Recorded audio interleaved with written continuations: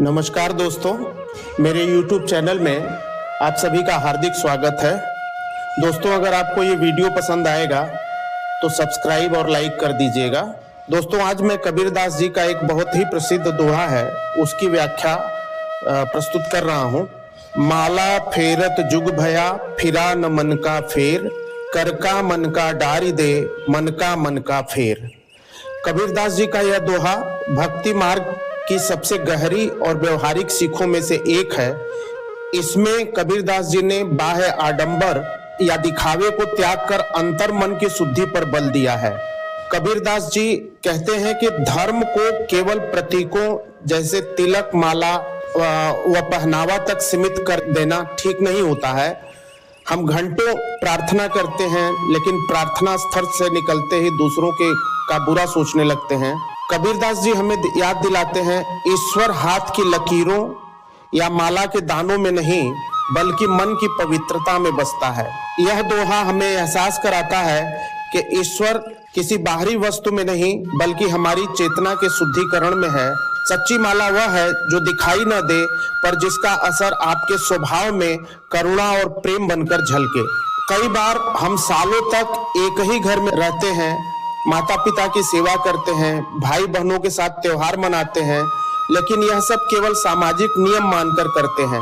हाथ तो सेवा में लगे होते हैं, पर दिल में प्रेम का अभाव होता है। कबीरदास जी कहते हैं कि सालों साथ रहकर भी अगर मन के भीतर की ईर्ष्या, पुरानी शिकायतें और अहंकार नहीं बदलता है, तो वैसा साथ रहना वैसे ही है जैसे बिना प्राण के शरीर। दोस्तों, यदि आप अपने जीवन साथी या बच्चों को देखते समय अपने पुराने गुस्से और अपेक्षाओं को छोड़कर उन्हें केवल प्रेम की नजर से देखें, तो वही मन का फेरना है। यदि आप किसी अजनबी की मदद बिना स्वार्थ के करते हैं, तो वही असली भक्ति है। दोस्तों, यह दोहा हमें समझाता है कि समय रेत की तरह से हाथों से फिसल रहा है। इससे पहले कि जीवन समाप्त हो जाए, बाहरी आडंबरों को त्याग कर अपने भीतर स्व को शुद्ध करें। परिवार व समाज केवल नियमों में नहीं, बल्कि मन के बदलाव से सुंदर बनते हैं। कबीरदास जी का दूसरा दोहा है, जाति न पूछो साधु की, पूछ लीजिए ज्ञान, मोल करो तलवार का, पड़ा रहने दो म्यान। कबीरदास जी कहते हैं कि जब आप किसी ज्ञानी पुरुष से या साधु से मिलते हैं, तो उसकी जाति, कुल या धर्म के बारे में चर्चा न करें। उसकी असली पहचान उसकी जाति नहीं, बल्कि उसका ज्ञान और अनुभव है।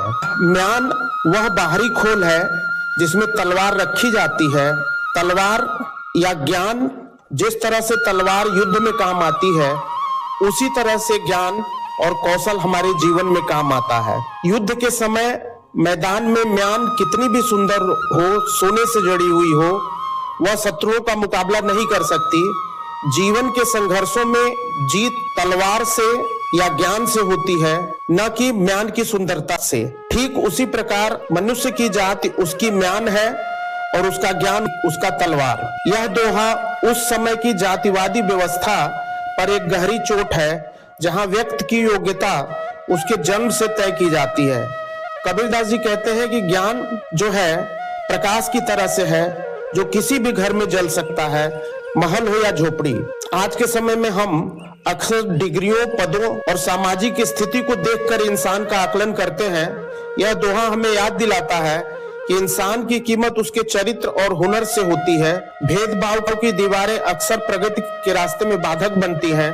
हमें सार को ग्रहण करना चाहिए, बाकी व्यर्थ की बातों को छोड़ देना चाहिए। कबीरदास जी कहते हैं कि इस संसार में जाति उस म्यान की तरह से है जो दिखाई देता है, जिसे समाज ने बनाया है, वह नश्वर है और बाहरी है। ज्ञान उस तलवार की तरह से है जो शाश्वत है और भीतर छुपा हुआ है। ज्ञान आत्मा का गुण है, जबकि जाति शरीर का धर्म है।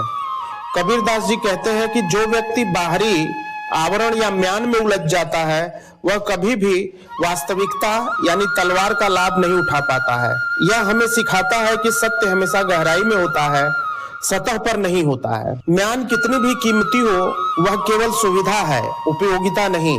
तलवार की कीमत उसके धार से है, जो संकट के समय रक्षा करती है। अक्सर हम जीवन में दिखावे से इतने प्रभावित हो जाते हैं कि हम भीतर के चरित्र, मानवता, कौशल को देखना भूल जाते हैं। कबीरदास जी हमें सारग्राही बनने की प्रेरणा देते हैं। इसे एक और दृष्टिकोण से देखें, शरीर म्यान है और आत्मा तलवार है।